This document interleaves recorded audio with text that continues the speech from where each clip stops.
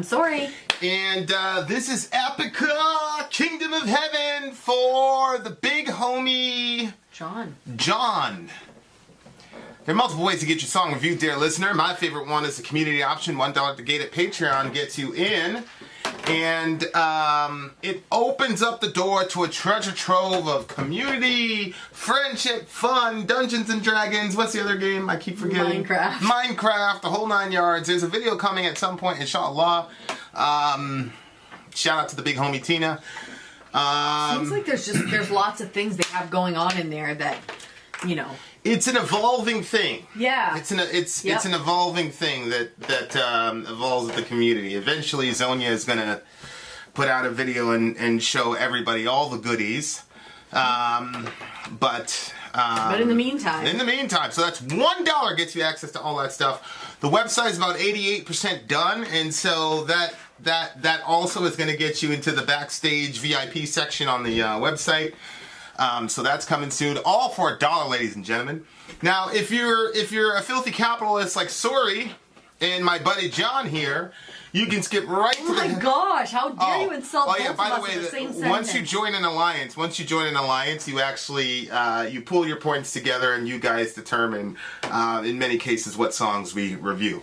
Okay, so if you want to take the filthy capitalist option and zoom to the head of the line because of your some people know what they want. You can leverage your capital. Well, I'm looking for the headphones. About to start. Then you can do what the big homie John did. $125 get you zoomed straight to the head of the line. And this is a song that people have been asking us for quite some time. So all you villagers can thank the big homie John. Thank you for your patience, big homie. And to all the other ones, we're going back into the lab for a massive recording session in a couple days. So thank you all for your patience, and let's do it. This is Epica, Kingdom of Heaven. Let's go.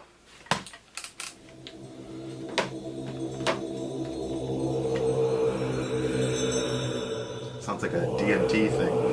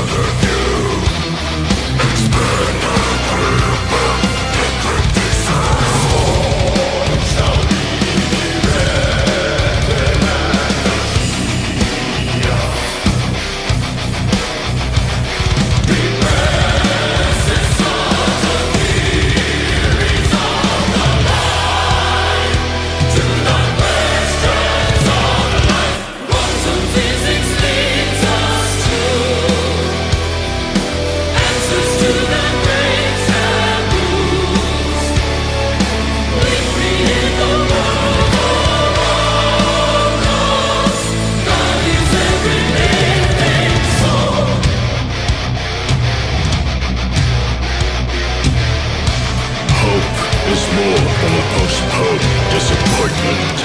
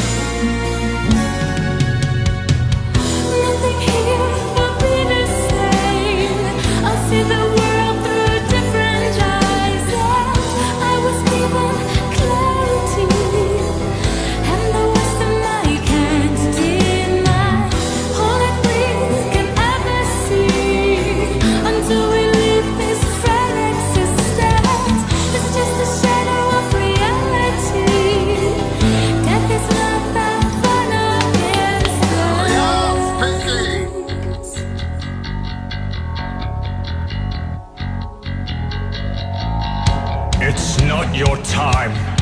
You have to go back. Back.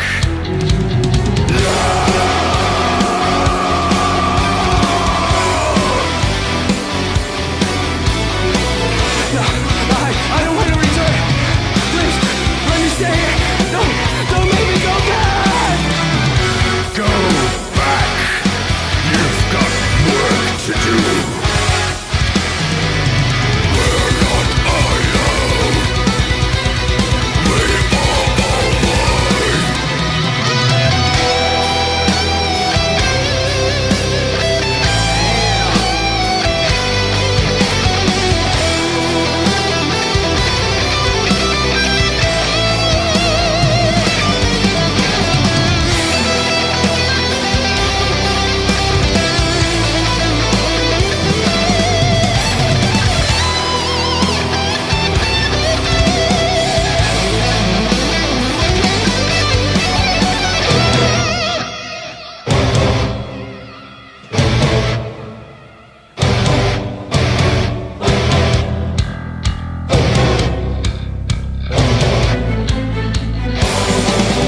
Nothing here will be the same. The smallest bit is as big as nature. Our limited capacities give us trouble to comprehend. We are linked in every way, and we're strong as our weakest fragment. Every word that we convey is an act with consequences.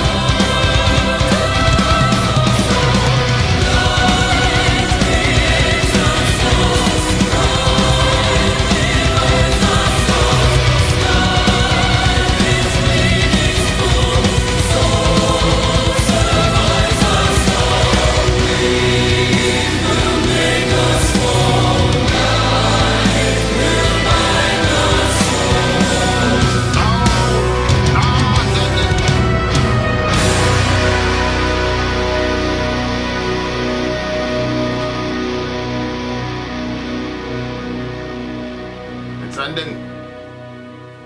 Rewind it. Wow. What in the freaking Yep. world? That was definitely, yes. God Almighty! What a freaking song! Yeah, that Good was really good.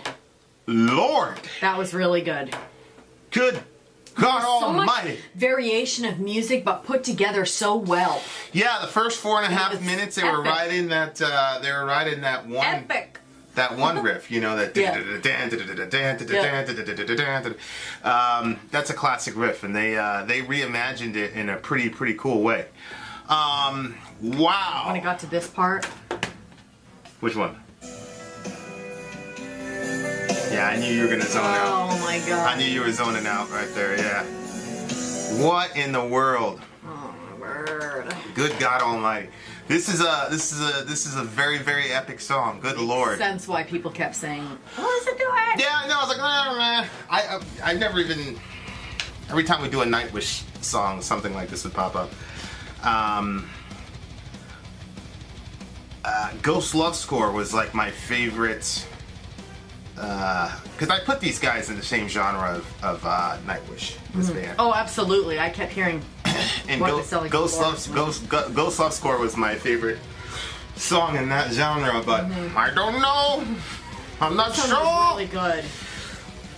And he's sick. Well, it's interesting. I don't know how much the guy because the guy John sent me an email, and so I don't know how much I can share. But Oh, really?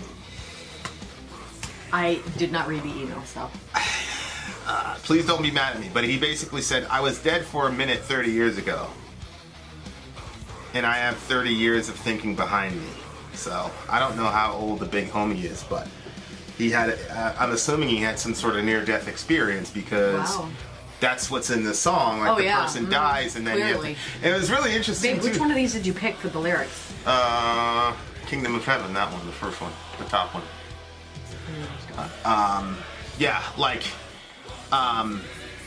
It was really interesting the way they did the near-death experience because usually, like, I've heard people say, my mom had one that she told us about, and it was kind of the similar thing, like, I want to stay here, and they're like, no, you got to go back, and da-da-da, and it was more like a spoiled child type of energy, like, come on, and he's like, no, I'm sorry, honey, you got to go back, and da-da-da-da.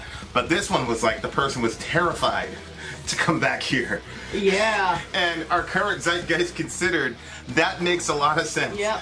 Yeah. Like, it's really interesting to me, like, when I think about claustrophobia, right? Like, I think one of the greatest, like, fears that a person can have would be the, like, fear of, like, being buried alive, right? Like, that's, but it's like, if you think about being in the womb, like, you're basically almost buried alive. Yeah, you just don't know anything different. You don't know anything different, but then when you come out and you experience all the space and the freedom of living in the world, they don't like it at first. The concept of going back into that is terrifying. Mm-hmm. Yeah. And so that's how I think. Like that's how I think it is in the next world. Like if we actually got a taste of what the next world would be like, we would be terrified. Yeah. Even if like right now, I feel like everybody's like, oh my word, I would leave this in an instant between COVID and all the other social issues and stuff like that. But I think even if it was the best year of your friggin' life and you crossed over, you would still be begging to stay and not wanting to come back. Right.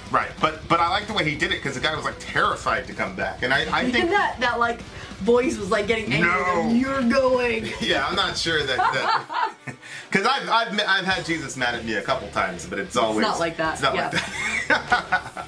Well, that was St. Peter, I guess. Yeah. Well, you know, the angels are not as patient as God is.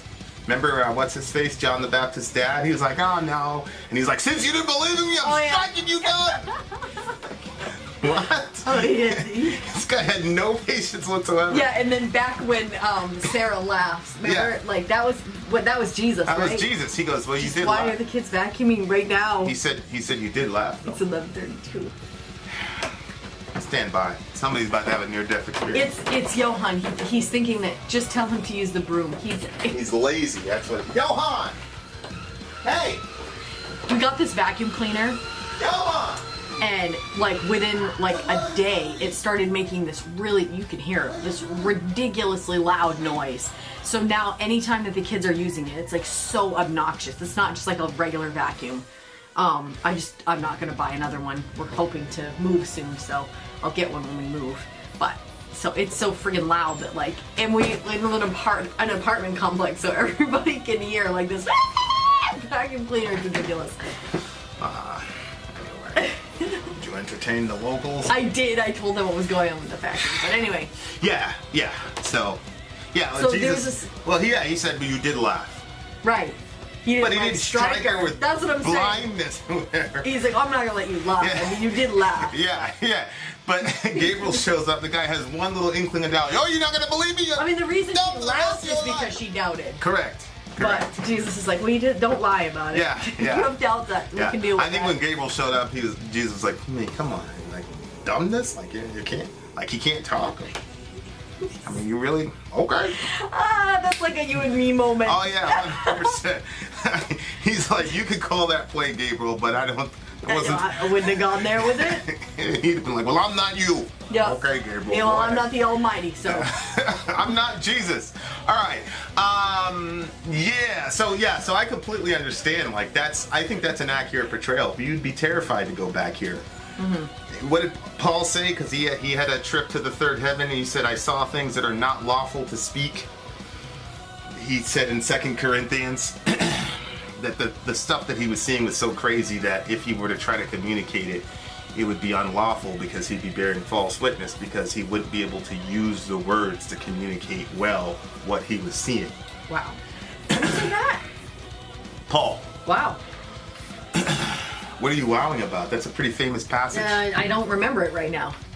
Yeah, he said, I knew a man, 13 years ago, he's caught up to the third heaven, da-da-da-da-da, he said about himself. I remember that. He said, I saw things unlawful to speak.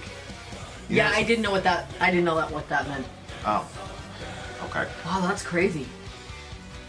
Well, what did you think the phrase meant? I don't know. I probably just skipped over it because I was more focused on caught up to the third heaven. Mm-hmm. Anyway. It's so weird. What then what? Yeah, so this has... So I'm going to have a call with Ian at some point in the next week or two because I was saying that the more and more science I see, the less and less I believe in the category of what's called supernatural, and the more and more I believe the Bible. Mm-hmm. So we were listening to Graham Hancock that's what and Joe Rogan, and he was talking about and it's interesting because it says misled by science here, but which I don't necessarily, I actually don't think it's possible to be misled by science, but I'll explain that in a second. But they were talking about misled by science right there. Yeah, they were talking about how there was this guy, and there's debate about gradualism versus catastrophism and all this, and then there was this one guy who basically said that there was a massive flood that destroyed a whole bunch of stuff and whatever, and then people were mocking him and all the rest of it, and then toward the end of his life the guy actually won an award because it turned out that one of his little theories was correct or something, and then he basically said, all my enemies are dead so I can't gloat over them or whatever. And the other scientists actually said that the reason that they resisted this catastrophist theory was because it sounded too much like the Bible. That's crazy, right? And the Epic of Gilgamesh and all this, and of course Rogan's like, well, can't we look at it like something actually did happen, and these myths or whatever came about to kind of explain what was happening? And then of course all the Kemetic stuff over there in Egypt, where the Egyptians were saying that they were a legacy. In other words, that the gods had come and established their culture, and then they, whatever, inherited or whatever. You see, Graham Hancock, he's not a Christian. He doesn't have a Judeo-Christian worldview. The guy's But it was just fascinating watching these guys have this discussion. Yeah. And then, before that, I was watching this panel that was headed up by Neil deGrasse Tyson. Okay. Master physicist, probably the most popular physicist. And then you had this Harvard physicist, and then you had a philosopher, and you had like 4 or 5 other people, and they were talking about the simulation theory of the universe, that the universe is a simulation. And some of it was really interesting because basically they were talking about how, when you do a computer program, there's sort of like this sort of algorithm or whatever, and then they're like, hey, we observe this algorithm in nature, and people are like, what the hell? And then around like the 27 to 32 minute mark, the guy, one of the physicists, and it was weird because a couple of them were wearing sunglasses inside, which was very strange to me, but I guess that's like a thing with cool scientists or whatever. The guy said, well, if the simulation theory is true, then this opens up the door to eternal life. One of the first non-physicists that I read reflected on my comment said, this is not exact words, but effectively he said, if the simulation hypothesis is valid, we open the door to eternal life and resurrection and things that formerly have been discussed in the realm of religion. And the reason is really quite simple. If you think about a computer, if we are a simulation and we're like programs in a computer, as long as I have a computer that's not damaged, I can always rerun the program. So if you really believe that we are in a simulation and there's some structure that runs that simulation, unless something damages that structure, then we can be repurposed. It starts to break down a very funny barrier between what people often think is the conflict between science and the conflict between faith. And of course, all the very post-Aristotelian, very intelligent scientists were like, whoa, and all the rest of it. It was a very awkward, uncomfortable moment, and I was like, yeah. But it's crazy to me because it's like, I'm sitting there watching these guys, and the conversation wasn't about God. It was just about the simulation theory. And of course, to me, there was a 9 trillion pound elephant in the room, which is, if it is a simulation, somebody built Where's it. Yeah. So, and then they were talking about. And when I think of simulation, I think, so there's a simulation, but then there's also something outside of the simulation. There has to be. Which is obviously what we're saying is God. And Right. also something that is more real than the simulation. Correct. Right. So you got Hebrews 12 that says, we look to the things that are unseen, not the things that are seen, because the things that are seen are temporary and what is unseen is eternal. Yeah. And then that is communicating that the unseen reality is actual reality in this. And then you have language like the sky will roll up like a scroll or whatever. And, you know, in modern parlance, you know, if we would rewrite it's funny because John was talking about a modern rewrite of the Bible. If you rewrote the Bible and said the hologram will disintegrate and you will see reality for what it is, and a modern person would, you know, in the last 20 years could understand that, but people in the ancient Near East cannot. Right. And so it was just a fascinating discussion watching these guys talk. And I know that they don't have like the minutiae of the scripture that I have, I'm assuming, but they're coming in from it from a scientific perspective, and it's like. And one of them was talking about basically. Wow, that'd be crazy. There was another video as well. I'll try to find the links to all these so that you guys can join in on these. Just watch these To have discussions. a you-like character within that discussion would be pretty crazy. Well, yeah, because they had a philosopher there, and you know, the guy was a philosophy guy. He obviously he was not a Christian. Yeah. But it was very fascinating when that guy brought that up, and because he was right. I mean, that does open the door for a lot of what we have been saying for thousands of years. Yeah. But there's this sort of, you know, the supposed animus between science and faith. But to me, so like the more and more I look at this, and then you think about DMT, right? And you know, we talked about this in another video where. Where are you going with this? Well, think about DMT, right? Dimethyltryptamine, I think it is. And Joe Rogan was, I'm pretty sure it was Joe Rogan.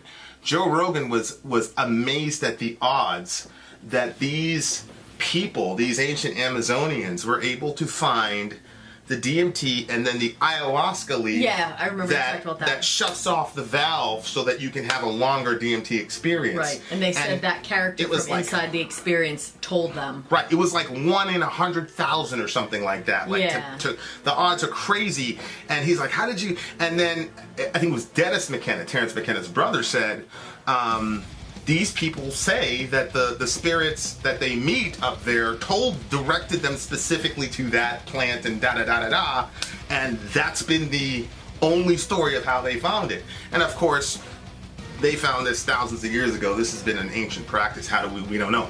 You know what I mean? But it, and then this is gonna get me in trouble with the Christians. I talked about this last week, when they unearthed this ancient temple in Jerusalem or Israel. I think it was in Hebron. And they found cannabis in one of the temples or whatever. And so It surprised me, but it didn't surprise me. Right, when you look at I mean, I can clearly see it. I can absolutely see that happening because God told them over and over again not to adopt the practices of the Canaanites, whatever.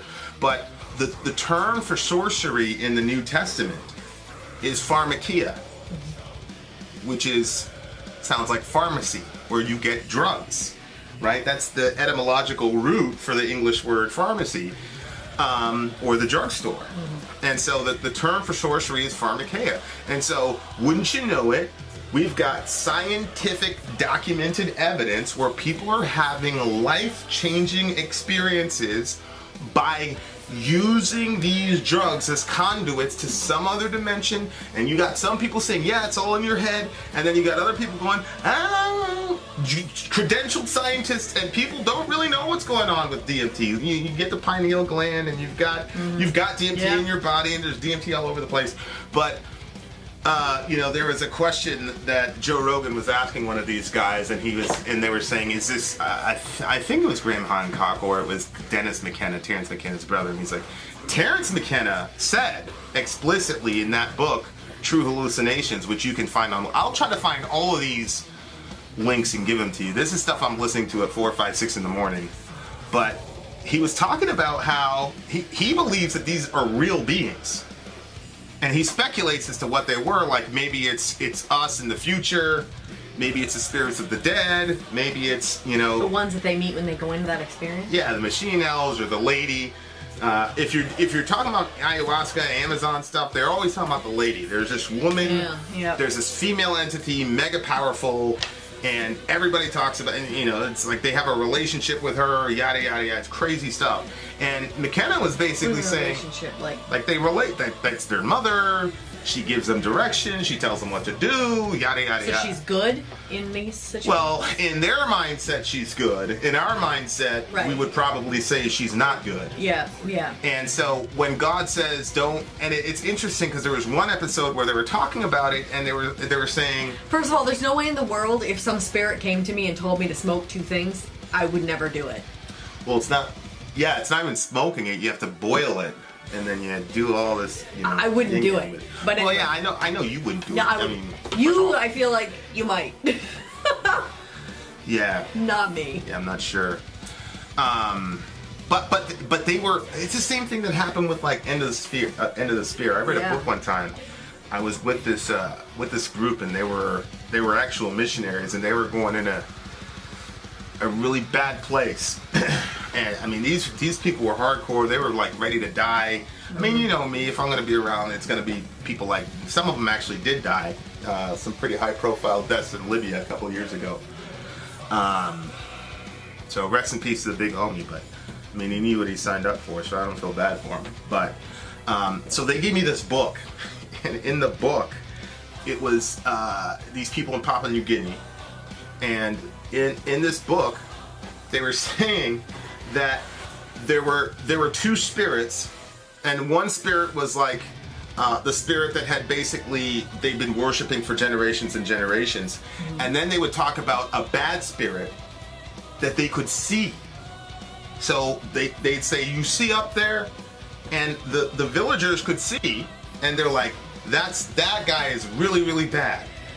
And so the missionary is like, well, what's he look like? And they were like, well, he's very, very bright, and he's got a bunch of lights around him, and yada, yada, yada. And so the missionary's like, he opens Revelation, and he starts reading Revelation to these, and they go, yeah, and they freaked out. They all broke. They all ran, and they were like, that's the enemy, blah, blah, blah, blah, blah, blah, blah.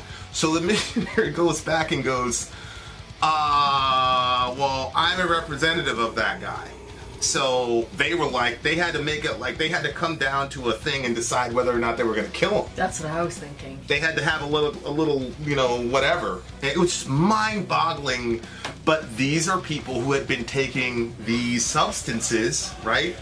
And so they were opened up to another type of dimension, and they could see. It was just very weird. Isn't that bizarre?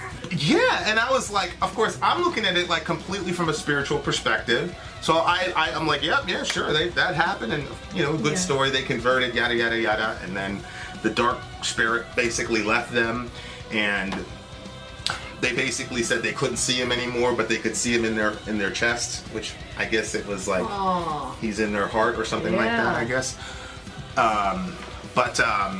But it was, so at the time I was looking at it, I was like, oh, that's very spiritual. But then when I start hearing about DMT, I go, okay, like there is, I just put that all in the supernatural category. Like it's just supernatural. But then you look at DMT and I'm like, wait a second, what if these people are taking these substances, which are because it's like I said in the other video, there's physics, there's a physical universe, and then there's the metaphysical world, right? So the physical world is where, time, space, dimensions, yada, yada, yada, matter, air, whatever. And the metaphysical world is the abode of morality, the laws of logic, spirituality, the soul, the mind, yada, yada, yada. Those are not the same. Right. And science can tell us about this, but science has nothing to do with this. As a matter of fact, science is dependent on metaphysics. The scientific method is dependent on the laws of logic, which is not in the physical universe, it's in the metaphysical universe. Right. So science doesn't inform this, right? So I'm thinking to myself, like, you know, I always had them in these boxes, and I'm like, wait a second, what if there's a confluence? So what if God put DMT and things like that in the world, and it's an access point to open you up to another dimension? And then, of course, then you think about the forbidden fruit, and they ate something which then gave them some sort of revelatory power that they did not know before, right? Like, so then, like, the gap between the supernatural and natural has become more and more small to me. It's like Jesus is walking on water. Well, what if Jesus found a way telepathically to manipulate the atoms in such a way that he could walk on them? Like, that's scientifically, like, you could see that happen in a science fiction movie, like if a person was that advanced. Yeah. Right? And of course, if he's God, then obviously. So I'm watching all this stuff, and I'm like, yo, this is crazy. This is crazy stuff, because then I'm like, I don't really know how much then is actually supernatural. So one of the things that they were talking about was basically, in order for this hologram thing to work, you would have to basically have a computer the size of a planet. So like it was very. I think I've got that in our history. I'll show it to you, but. You would have to have the processing power of a planet so that it could project off that hologram and make you live in the world and experience that and think that you're actually experiencing it and yada yada yada. Yeah, and they were why saying, again? Go ahead. If it's a hologram, then that's not really there. Like, that means I think about stuff like this, Yeah. you know, periodically. Like, how could you ever have a mistake? What do you mean? Like, you know when you trip and you didn't expect to trip and all of a sudden, boom, you hit the ground? Right. Like, how could that happen if you're in a hologram? Well, I mean, if the hologram is programmed to create those eventualities, then they're going to happen. Especially as a hologram Calvinist. determines that you're going to trip? Yeah, especially as a Calvinist. I mean, that works perfectly, right? Because you believe that God decreed everything.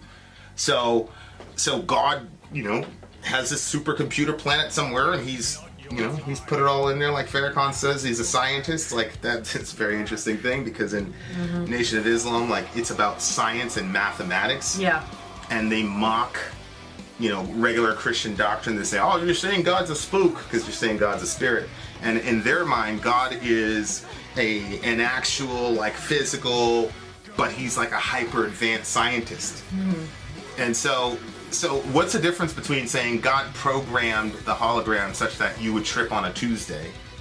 What's the difference between saying that and saying God decreed that you would trip on a Tuesday? What's the difference? Yeah, but a hologram is not actually real. Well, again, the term isn't hologram, it's simulation. That's the term that they use, is simulation.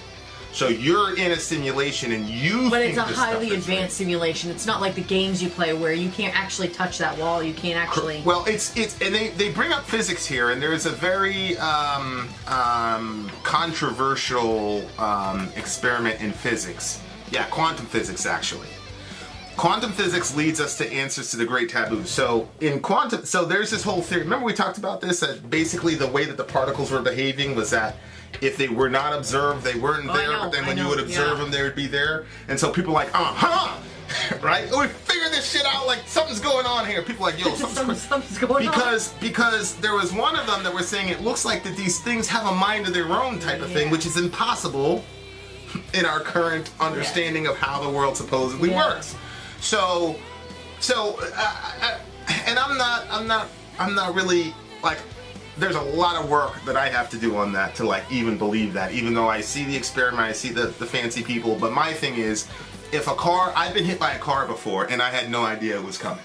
That's what I'm saying. Like that, So I didn't observe that shit. And of course the person could say, well, the person driving the car observed the car, or so it there's a existed to being them. Both So it existed. existed. Observing the whole thing. Well, exactly. That's the thing, is that if matter can only exist because of observation, then who the hell is observing everything that keeps everything together? That wouldn't work though, because then it wouldn't work in the experiments, because when it's not observed, it would still be observed. Right. Well, as far as we know.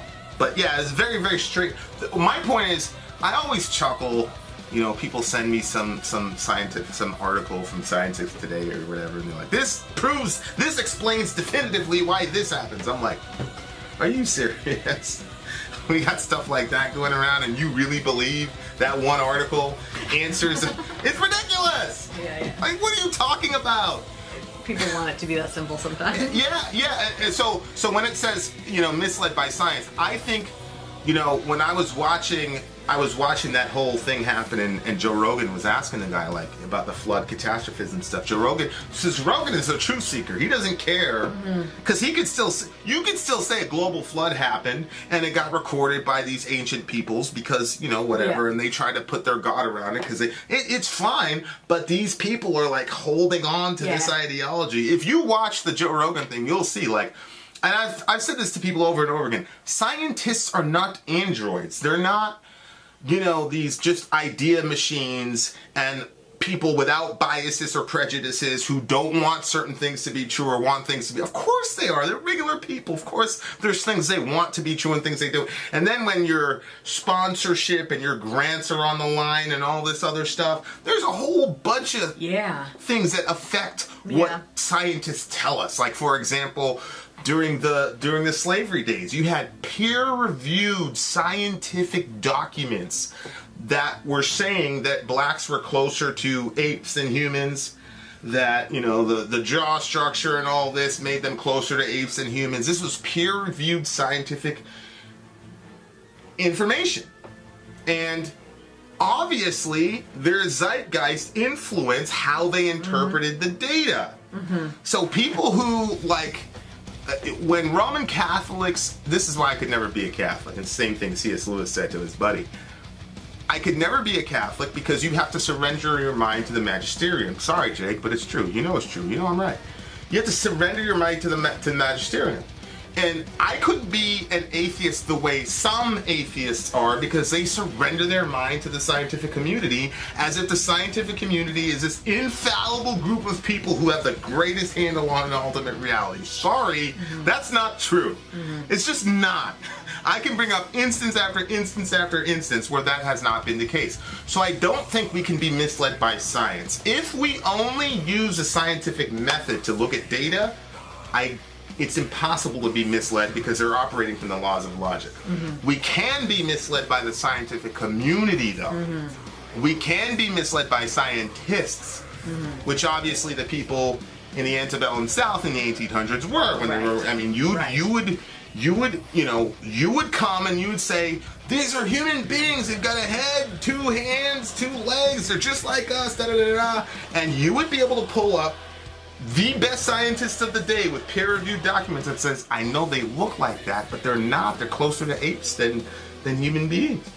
And so I don't believe you can be misled by science, but you absolutely can be misled by the scientific community based on what's happening in the culture, for sure. Yeah. And so, no, that makes sense. And so, more accurate. We keep trying to put these different disciplines at war with each other, but if one informs the other, then that's the way forward. So for example, if you've got a scientist that says they're humans like us, but they're closer to apes and animals, the theologian can say, no, they're image bearers of God. So we're not playing around with that. A lot of people are like, oh, Sam Harris talks about this. The weakness of religion is that they have these fixed ideas that can never change over time, no matter what information you got, and that's the strength of science. And I would say that is the strength and the weakness of science, is the malleable nature of scientific interpretation based on the current zeitgeist that you're in. The slavery one's a perfect example, where you had a scientific justification for a horrible atrocity. Yeah. And so if you had some theology around it that said, well, no, they're image bearers of God, so there's a theology, and then the morality you pull from that is, because they're image bearers of God, everybody needs to be treated equally. Right.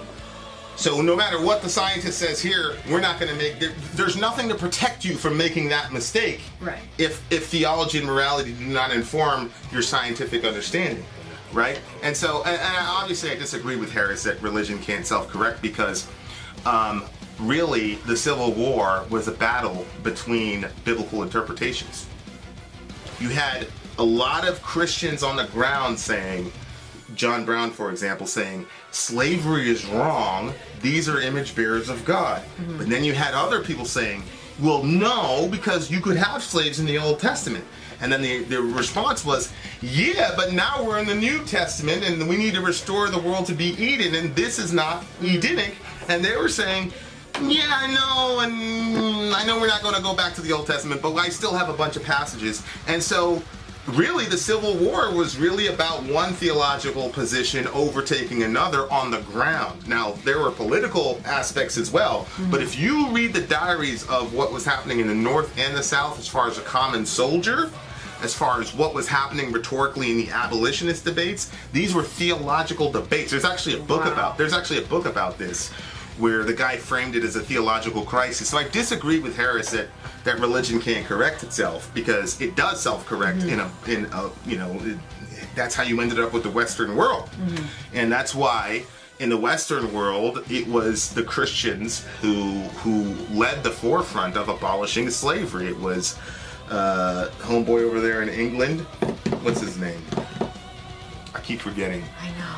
William Wilberforce. Oh, yes. It was William Wilberforce in England, and it was his Christianity that was the impetus for that. And of course, in America, you had John Brown and abolitionists and all that, and it was a Christian thing. And yeah, they fought against other Christians, but that's an example where theology actually does self-correct in certain circumstances. So, this song was really, really fascinating to me, because the dichotomy that people keep making between science and religion, and the natural versus supernatural, which is, I'm probably on an island with this here. I'm not really certain that there are many things that are, or anything that are supernatural, in the sense that I'm not certain that there is anything that does not have a scientific explanation other than the Most High.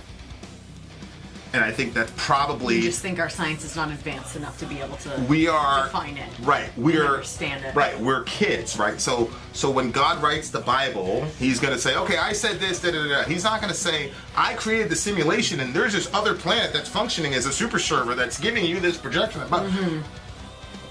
What? Like, you're saying that to ancient Near Eastern people? Like, what the hell? Yeah.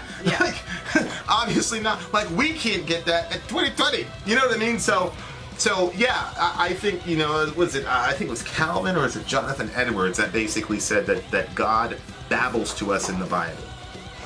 In the sense that, you're a baby.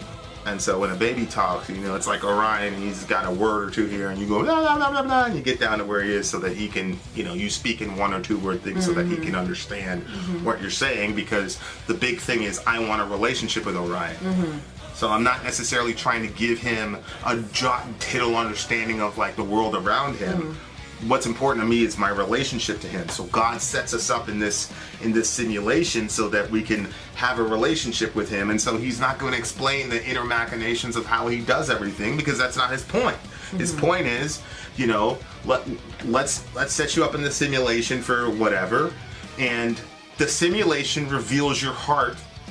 Right? So that the whole point of being in the simulation is to put you in situations where your heart gets revealed so that you know who you actually are, and then you know who he is. So the simulation is really not, it's incidental to God's ultimate goal, which explains why in Hebrews it says the unseen, we set our eyes on the things that are unseen. And it even says in Hebrews, when it was talking about the temple and stuff, it says that the temple was just a shadow of God's heavenly temple. That what the instructions that God gave Moses was just basically a copy of what was up there. And but the temple up there is the actual real temple. So, and then, of course, if you want to get really meta with it, in The Temple and the Church's Mission by G.K. Beale argues that the temple is just a microcosm of the planet. That the temple was supposed to be the planet. Okay, so then if the temple is just a copy of the real, and the temple is supposed to be the world, then the world is simply a simulation of the real. And so that's why by the end of Hebrews he says, we fix our eyes on the unseen because what is unseen is eternal, and what is here is going to be passing away, and the sky is going to roll up like a scroll, and da-da-da-da, which if you rewrote the Bible, it would simply mean we fix our mind on the outside reality because inside we're in the matrix, and one of these days God is going to disintegrate the matrix, and then we're going to see life as it actually is, like Neo. And so instead of, you would have, if you wrote a modern Bible, you would have a bunch of cultural markers to where people would say, oh, okay.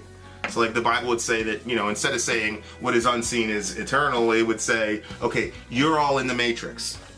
And immediately, culturally, we would get it. Mm-hmm. See what I'm saying? Yeah. But if you're writing to people 2,000 years ago, right, you're going to say the sky's going to roll up like a scroll. Right. And then you have sort of like this figure in your head of, oh, that's what it means. So, anyway. I'm ranting here. That's interesting. But the point is I don't really see much difference between what we call supernatural and science. I just think I think the term supernatural is just a placeholder for until we can figure out how God accomplished that thing under the hood. So like when I see a rainbow and people go, rainbow has nothing to do with God, it's just lights, going through it's like, no, that's just how God did it. So there's nothing in the Bible that uses language like supernatural. No, no, there's no such term like that in the Bible, supernatural. I mean, again, you hear the term. What's a miracle? Well, to me, a miracle is when God introduces an anomaly into the matrix. Right, so in the current simulation we're in, if somebody punctures your eye to the point where, it's inoperable, right? That's how things go. Your eye gets punctured, it's inoperable. That's normal. That's going to happen 99 out of 100 times. What Jesus does when he heals somebody is all he's doing is reprogramming the matrix in such a way that an anomaly happens that doesn't normally occur. But that doesn't mean it was done by magic. That's what I'm saying is, like for example, turning water into wine, for example. God always turns water into wine.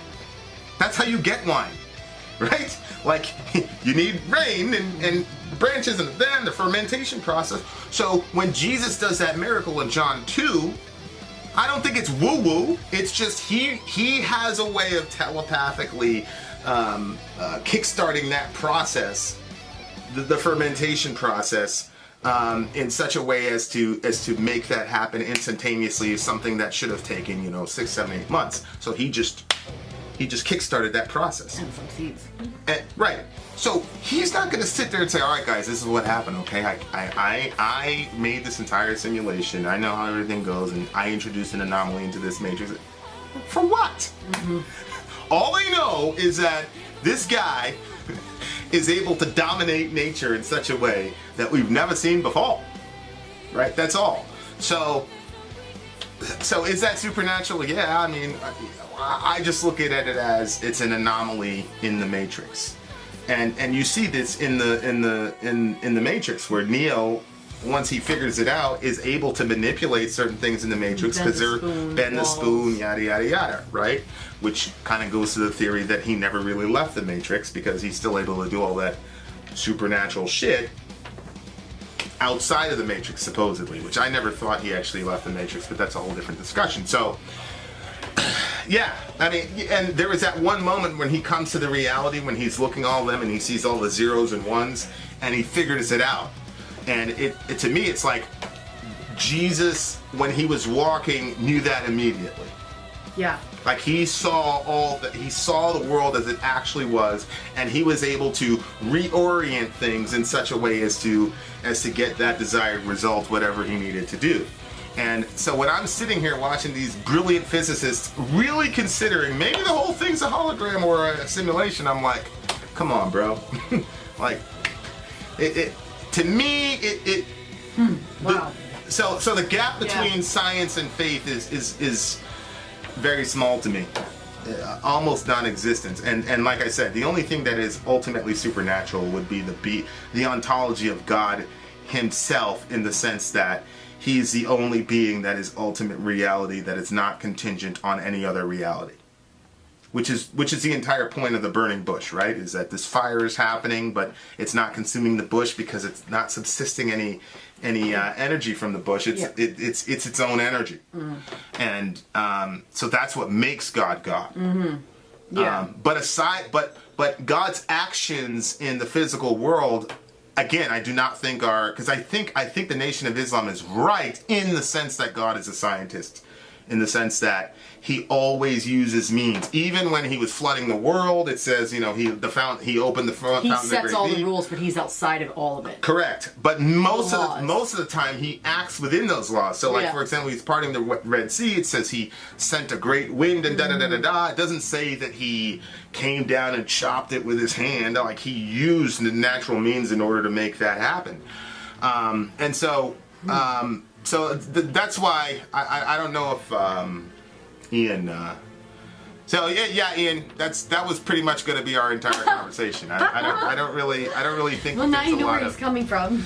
Yeah, and so I think if all that stuff is true, that has a lot of implications to what they're talking about here. Nothing here will be the same. And you know what else was interesting? Right before, I think it was Ebert died. You remember Siskel and Ebert? It sounds familiar, but I don't know. So, you ever heard the term 2 thumbs up, 2 thumbs down? Mm-mm. I give this 2 thumbs up or 2 thumbs down? Oh, yeah. Do you or do you not? It sounds familiar, but it's not like I saw anything that they... Yeah. I might have just heard people referencing 2 thumbs up. Yeah. So that was them. It was Gene Siskel and Roger Ebert, and they were critics. And so they would judge a movie, and you'd get a thumb up and thumb down, da-da-da-da-da-da. Okay. Were they together? Or they were best friends. Yeah, they were best friends. They're 2 dudes. They were best friends. Yeah. And so they're both dead now. But he wrote something, and it was pretty crazy when, right before he died. Is that him too? When did he get cancer in his jaw? Yeah, he got cancer, and I think he got cancer or whatever. But he said something to her that was really, really, really interesting. And I'm trying to find it here. This is what Roger Ebert said to his girl, the day before he died, I think, actually, or the week before. She said, the one thing people might be surprised about, Roger said that he didn't know if he could believe in God. He had his doubts. But toward the end, something really interesting happened. That week before Roger passed away, I would see him and he would talk about having visited this other place. I thought he was hallucinating. I thought they were giving him too much meds. But the day before he passed away, he wrote me a note. Okay, so this is the day before he dies. This is all an elaborate hoax. I asked him, what's a hoax? And he was talking about this world, this place. He said it was all an illusion. I thought he was just confused, but he was not confused. He wasn't visiting heaven, not the way we think of heaven. He described it as a vastness that you can't even imagine. It was a place where the past, present, and future were all happening at once. So, this is a guy doesn't believe in God, or he's struggling to believe in God, maybe. Toward the end, people start, you start realizing your mortality. But he says, this is all an elaborate hoax. So, you got that experience, you got Hebrews, you got the scientists. Wow. And so, what it does is, it makes me believe a lot less in the category of supernatural, a lot more in science, and a lot more in the Bible. Yeah. Because that's pretty interesting. That's what you would expect. And then when he says it wasn't heaven, he's talking about the Sistine Chapel. The idea, you go to this floaty place, da-da-da-da-da. Clouds. And of course, Minister Farrakhan will come in and say, I told you God wasn't a spook, and da-da-da. It's really, really fascinating stuff. That really is. Really is, and it's if you do enough reading, and that's one of the benefits of being an insomniac. And my buddy John is the guy who sent us this song is also an insomniac. There's a lot of, and he had an experience, and I don't know if he's gonna share it or wants to share it. Oh, by the way, congratulations to I got to congratulate the winner of the shirt. Usually when we do a very, very, very long review, I'll put a number out there. I just remember the last name, but we're not putting all last names. Yeah. You put a number out. I put a number out there, and if you guess the number, you get a free shirt. So, I don't know who got it, but somebody messaged me and he said he got the shirt, but I don't know. He just messaged me his whatever. So I can't congratulate the guy because I can't find him. But anyway, I'll find you. Congratulations on the shirt. This was a very long review. This is probably the favorite review I've ever had in probably the last 365 days because it's collapsing all these different ideas that I had. Yeah. And you know, in Inception, the way you get out of those dreams is you have to die. You die in the movie Inception. You die, and then you. Oh, I think that's him. Actually, it's the same guy. Is it?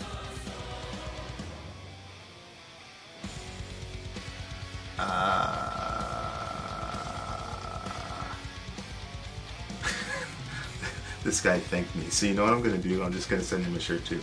So shout out to Eric. He goes, "Thank you guys for this. I needed it." Aww. So how could you not give him a shirt after that? Yeah. And he's got the address and all that, and nobody ever gives us a size. If you have this contest, you gotta give us. Send a size. Send us a size, sir. So I'm gonna give him a shirt. Well, I'll give the other guy a shirt too. Send me an email. Okay, so here's what we'll do for this one. Send me an email as to your understanding of what we just talked about. Yeah. BenandSorry@gmail.com. And I will over the next 7 days figure out the best one, and you too will win a shirt. Maybe I'll read it on air if you're good with that. But anyway, it's a very, very good song, very good metal, and it was an amazing. It was a 10 for sure. This is another 11 for me. I'll throw in with you an 11. This is a back-to-back 11s. The NoFX song was an 11 for me, and this song is an 11 for me. It's a really, really good song. I pretty much agree with almost all of it. Again, I don't think science can lead us wrong. I don't think we can ever be misled by science. I think science is what God has given us to kind of bridge that gap to the ultimate oneness. I really believe that. So, but definitely we can be misled by the institutions of science for sure, and we have.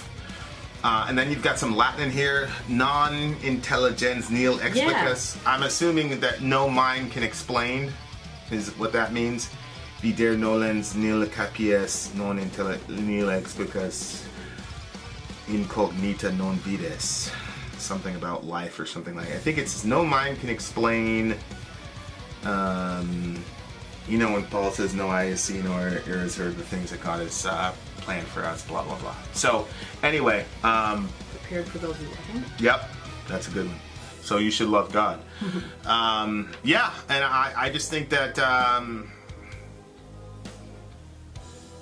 I think you find all of these can be married to a Christian worldview, and I love me some Jesus, and he's Jesus for me. He's the ultimate Neo.